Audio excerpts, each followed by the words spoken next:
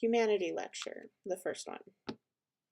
Within Christianity, it seems like a lot of time is spent attempting to figure out what it means to be human. After all, the basis for Christian faith is that God became human and lived among humanity within the personage of Jesus. In this week's reading, 3 early church scholars are presented to us. These 3 particular scholars, or church fathers, can help us understand how early Christian theologians grappled with the idea of being human within the presence of a transcendent God. For the sake of this lecture, I am going to focus my attention on 2 of these early church fathers, Irenaeus of Lyon and Augustine of Hippo. So let's begin. Irenaeus is quoted as saying, "For the glory of God is a living man, and the life of man consists in beholding God." Irenaeus of Lyon was born in the mid-2nd century CE. Generationally, Irenaeus was born into a family of practicing Christians. As an early church father, Irenaeus was in a unique position of being one of the first second-generation Christians to provide commentary, theological perspective from a perspective of apostolic succession. In Irenaeus' case, apostolic succession started with and looked like coming from John, the disciple of Jesus, moving forward, John's teachings moving forward into Polycarp's teachings, and then Polycarp's teachings moving forward into Irenaeus. As the text points out, Irenaeus' focus was to dispel heresy among the Gnostic factions that had developed within the decades preceding Jesus' life and ministry. To Irenaeus, maintaining orthodoxy through honoring teachings born from apostolic succession was the preferred way that humans could honor God and the sacrifice that God had made manifest in Jesus. Against the heresies, Irenaeus' significant work was essentially a multi-chaptered rant against the ways in which heretics, or humans unsubscribed to orthodoxy, interpreted Jesus' life and ministry to fit their understanding and perception of the world around them. In his humanness, Irenaeus himself subscribed to an orthodoxy that prescribed that as a human responsibility to God had to manifest itself in a type of bondage to God. This bondage came through upholding tenets that were established within the common church within the generations prior to what Irenaeus was writing. In other words, God was interpreted through the establishment of orthodoxy, or accepted church codes, and these codes were entrusted to and carried forward by the church fathers. In Irenaeus' case, once again, they started with the disciple John, and John taught Polycarp, and Polycarp in turn taught Irenaeus. These church fathers were ordained by God, and their teaching were passed down through apostolic succession. Deviance from these orthodoxies or codes was considered a break in the beholden relationship between God and man, and therefore a break in the glorification of God. So what does Irenaeus' theology tell us about being human within the body and life of the church? Well, it depends on how you look at it. Irenaeus believed that humans were instilled with free will as a gift from God, and using this free will to make good moral decisions that honor God could ultimately lead to human perfection. To Irenaeus, the road for these good moral decisions were mapped out for humanity through orthodoxy, with apostolically descended church fathers being the mapmakers of this orthodoxy. So what would that look like? Now, to use an example, let's remember the scene in the Disney animated version of Pinocchio, where Geppetto wishes for Pinocchio to be a real boy. While Geppetto is making this wish, Jiminy Cricket is listening in to Geppetto's prayer, and Pinocchio is a lifeless wooden puppet in the corner. Well, in applying this to Irenaeus' theology and understanding of humans as created of God, The cast of characters for Disney's Pinocchio, if it were us, would look something like this.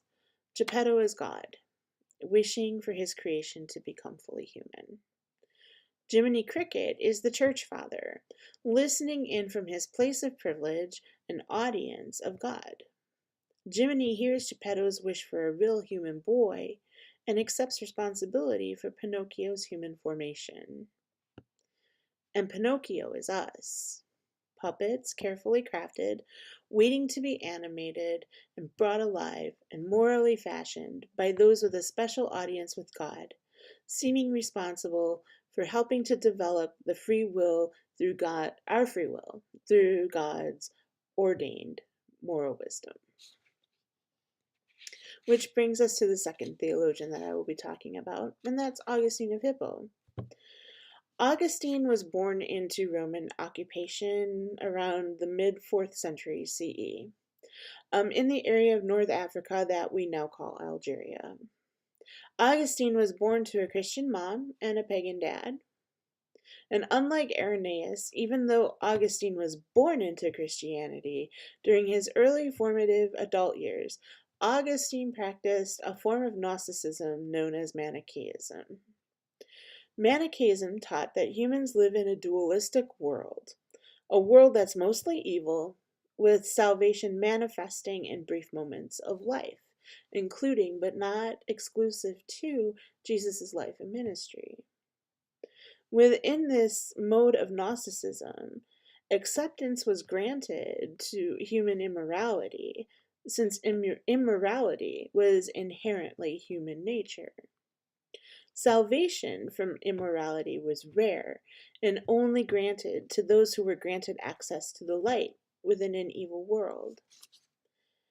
In his Confessions, Augustine addresses this duality by saying, "They make a man not in the least responsible for his faults, but mere flesh and blood and putrid pride. That the blame lies with the Creator and Orderer of the heaven and stars. And who is this but our God, sweetness and source of justice, who will render to every man according to his works, and does not despise a contrite and humble heart." Eventually, Augustine converted to Christianity, and within this conversion, he questioned both Gnosticism and the tenets of early church fathers, such as Irenaeus. Like Irenaeus, Augustine believed that free will played an integral part within the formation of the human relationship with God. However, unlike Irenaeus, Augustine didn't subscribe to the idea of church fathers being the mapmakers of human moral condition. Rather, Augustine believed that free will was cultivated within the context of the world that humans live in. That through self-reflection, free will allows human beings to make good or not good decisions based upon the situation and potential ethical responses. It is within these ethical responses that humans embrace Imago Dei, ultimately becoming fully human with each ethical response executed. Which brings us back to our Pinocchio analogy. In the Disney film, when Pinocchio is animated by the Blue Fairy tells Pinocchio, the puppet, that in order to become a real boy, Pinocchio must prove himself brave, truthful, and unselfish. Jiminy Cricket is assigned as Pinocchio's conscience or moral mapmaker, and Pinocchio sets off on his quest for realness.